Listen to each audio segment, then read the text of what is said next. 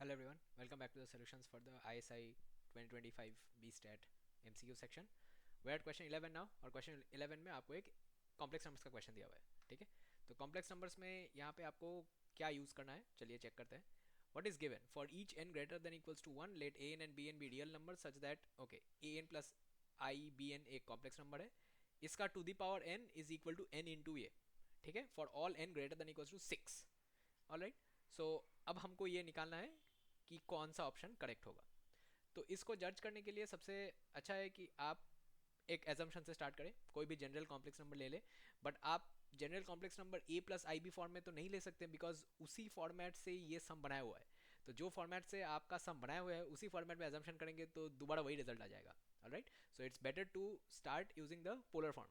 Alright, so जो e power i theta का form है, तो आप वैसा स्टार्ट करें. And in that case you will just get a n plus i of b n. A n plus i of b n, इसको आप r into e to the power i theta मान लें. Right, ये चलेगा. Alright, और अब आप दोनों तरफ टू द पावर एन अगर कर दें और ये जो कंडीशन दिया हुआ है उसको आप चेक करें तो क्या होगा.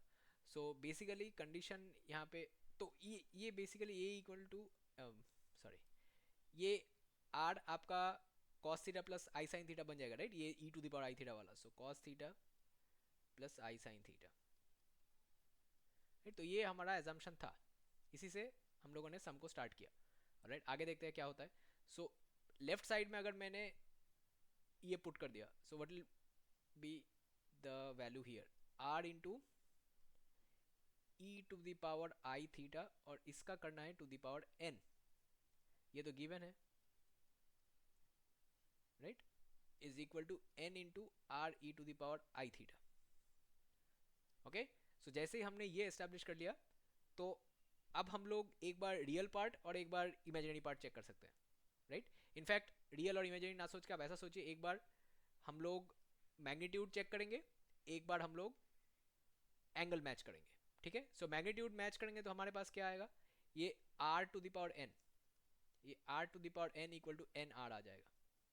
Right, r to the power n equal to n r अगर आ गया तो हम लोग यहाँ पे क्या कर सकते हैं, आर से डिवाइड कर सकते हैं. So r to the power n minus one is equal to n आ जाएगा, तो which will mean r equal to n to the power one by n minus one.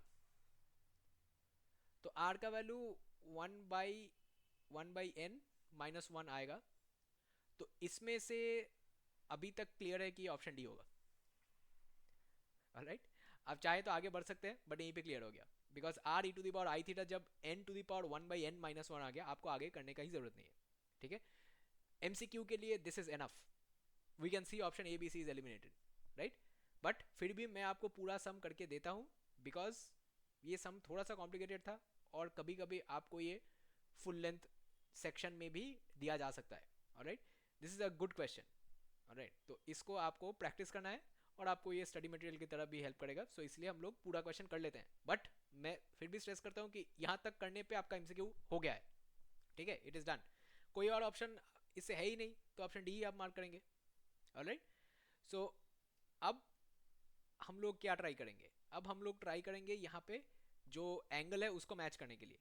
तो एंगल को मैच करने के लिए क्या करना होगा, एंगल को मैच करने के लिए हम लोग ये e to the power i theta वाला पार्ट को इक्वेट करेंगे. सो यहाँ पे e to the power i theta to the power n is equal to e to the power i theta है. राइट, तो ये वाला पार्ट जब हम करेंगे तो क्या होगा, तो again e to the power i theta से डिवाइड कर देना है. So e to the power i theta to the power n minus one is equal to one. ये वन कब होता है, मतलब जब हम ये ई को हटा देंगे तो हमारे पास क्या आ जाएगा, ये तो वन हो जाएगा. इसका मतलब ये साइन और कॉस का पावर है. राइट, तो इसका मतलब n minus one into theta, sorry,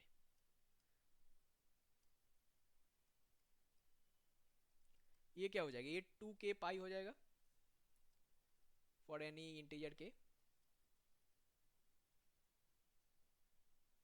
right, जब ये टू के पाई हो गया तब आपके पास एक एक वैल्यू क्या आ जाएगा, two pi by n minus one. Right, हर एक थीटा का वैल्यू क्या आ जाएगा, two pi by n minus one. ये भी देखिए एंगल भी मैच कर जा रहा है। ऑलराइट, सो क्योंकि दोनों ही मैच कर जा रहा है तो अब और क्या चाहिए, राइट? तो हम लोग इसके लिए स्मॉलेस्ट नॉन जीरो वैल्यू लेने के लिए हम k को 1 रख सकते हैं। अगर आपने k को 1 रख दिया तो देखिए यहाँ पे k भी हट जाएगा, राइट? क्योंकि ये सारे k के लिए वैलिड है तो अब k केवल 1 के लिए वैलिड होगा।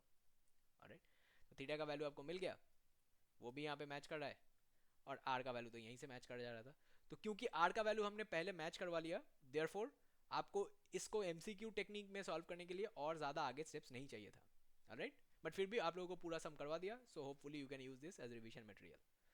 Okay, so before I end this video आपको थोड़ा सा याद दिला देते हैं, अगर आपको ISI 2026 या फिर 2007 के लिए कोई भी हेल्प चाहिए, do not hesitate to contact us. ये 2 कॉन्टैक्ट पॉइंट्स आपको दिए हुए हैं, इस मोबाइल नंबर पे व्हाट्सएप भी एनेबल किया गया है, तो आप अपना क्वेरी हमको व्हाट्सएप कर सकते हैं, our team will look into it. और अगर आपको कोई फॉर्मल क्वेरी लिखना है तो आप ईमेल भी इस्तेमाल कर सकते हैं, our team monitors both of this contact points, so आपको कहीं से भी रिप्लाई मिल जाएगा।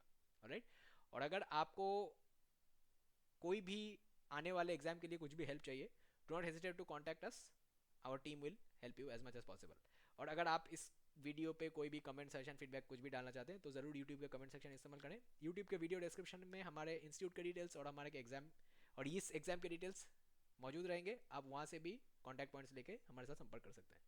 Alright, with that being said, I'll end this video here. Thank you all for joining and I'll see you all in question 12.